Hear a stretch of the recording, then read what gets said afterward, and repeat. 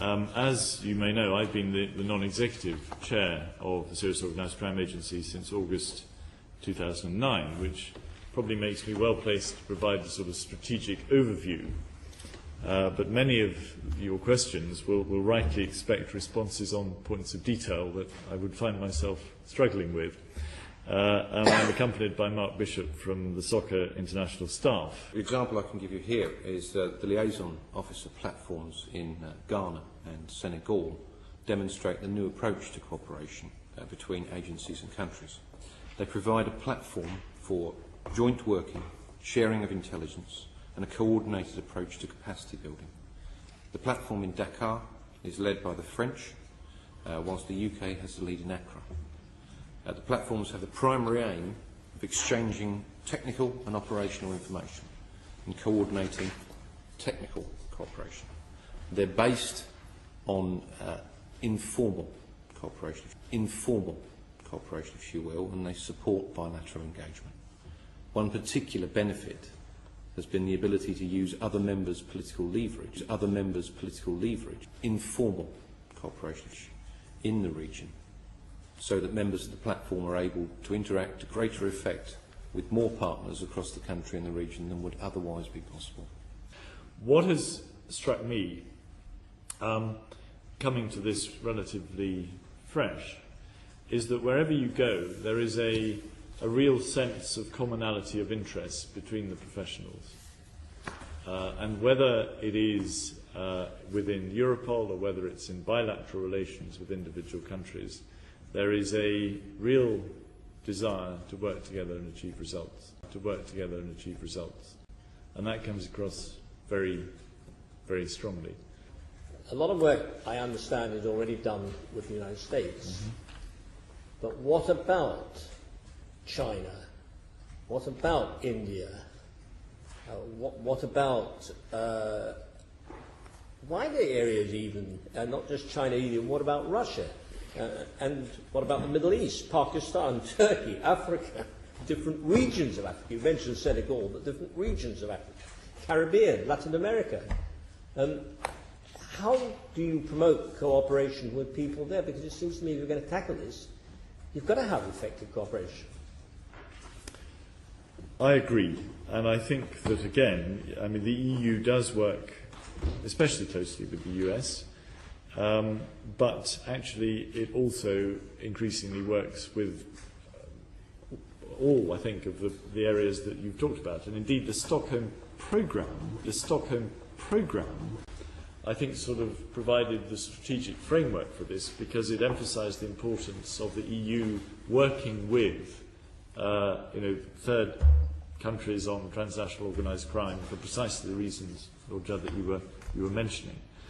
Europol has already established a number of cooperation agreements with third countries that further strengthen our ability to fight international organised crime. These agreements, strategic agreements, are with, for example, Russia, with Turkey. Presumably you will be hoping that the new External Action Service, which was set up at the beginning of this year, will have some expertise in the area that you work in, so as to strengthen the links with these third countries through European missions in them, with people who are properly trained and properly capable of helping you and other similar organisations in Europe. I think it's entirely consistent with the declaration of the Stockholm programme, that the heads of government adopted towards the end of 2009. As Lord Judd was saying, this is a globalised phenomenon. This is everywhere.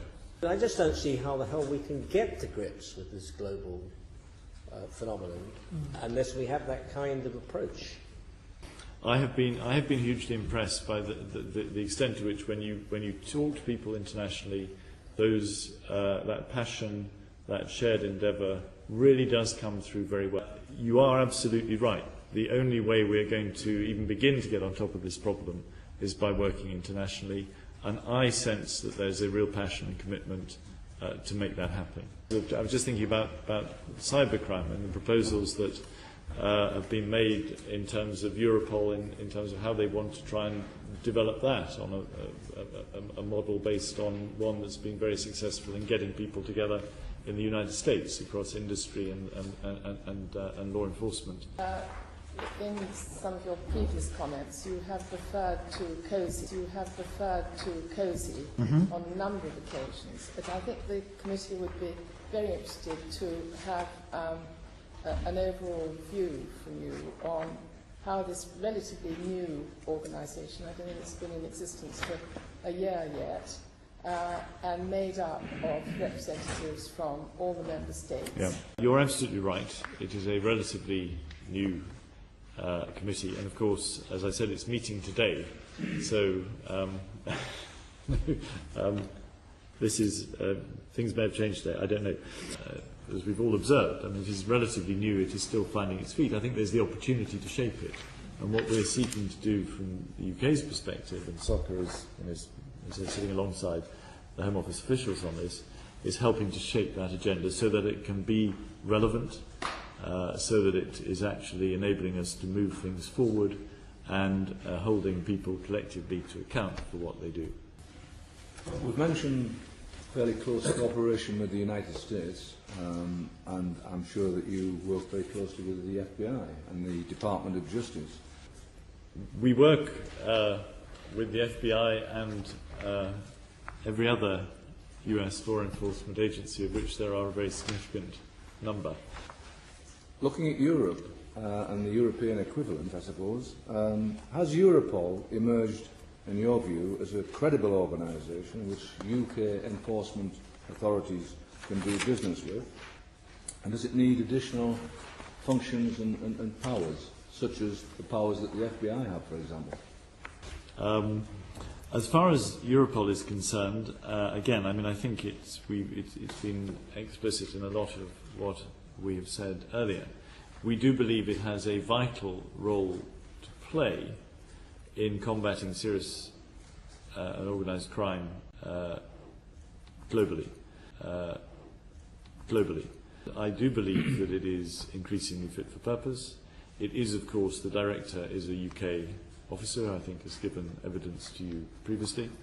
And it is, I have visited it twice, I think, in the time I've been in this job, and I've been hugely impressed by their ambition and the collective will, again, of the law enforcement officers who are embedded within it and seconded to it, to make it relevant and to move the agenda forward. Yes, I mean, I believe Europol is the right place for the proposed cybercrime centre. Their core business is to provide support to the competent authorities in the member states in their fight against crime and terrorism. And cybercrime is increasingly, or the use of cyberspace is increasingly enabling that organised criminality. And indeed, it's an explicitly mandated area for Europol to get involved in. So, to me, it makes no sense to set up a completely separate structure. Let's put it there, let's build on it, let's integrate it. I can explain some more about the High-Tech Crime Centre. The High-Tech Crime Centre, if that would be useful. It created in 2002. It's expanded over the course of 2009 and 2010 to become a platform with 3 constituent sub-platforms. Internet Crime Reporting Online System, Internet Crime Reporting Online System, known as ICROS, Dedicated Analytical Work File,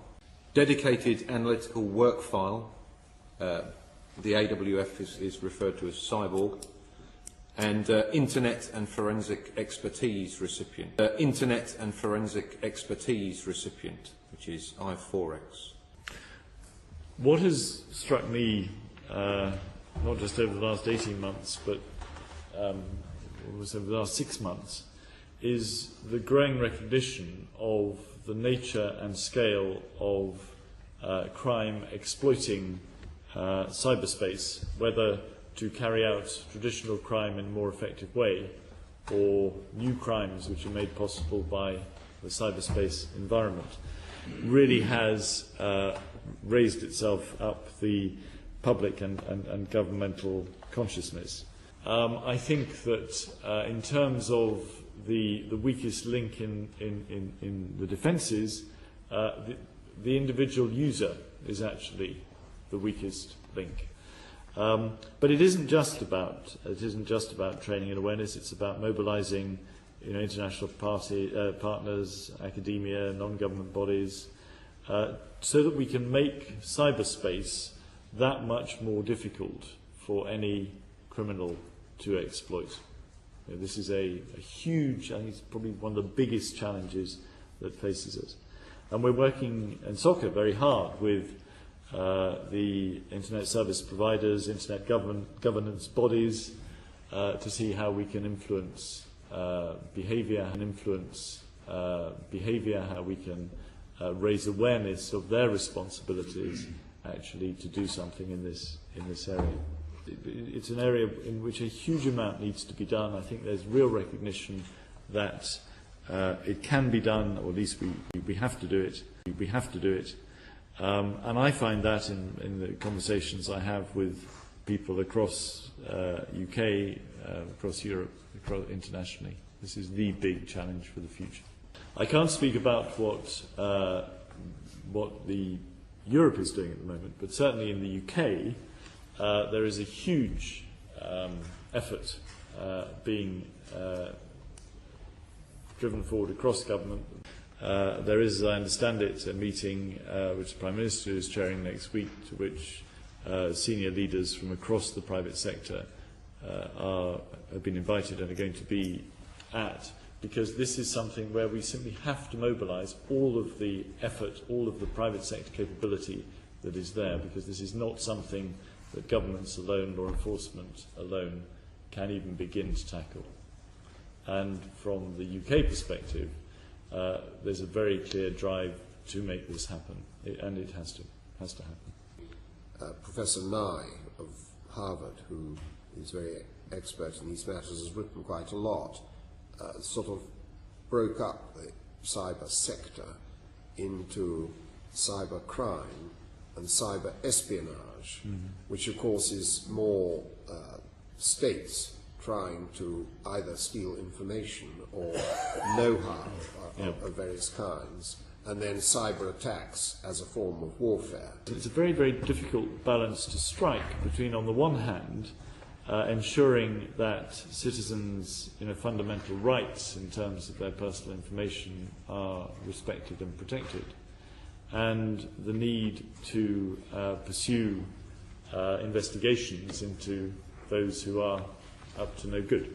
SOCA manages huge quantities of data and passes information to international partners, to those who have a part to play in trying to other law enforcement partners and so on.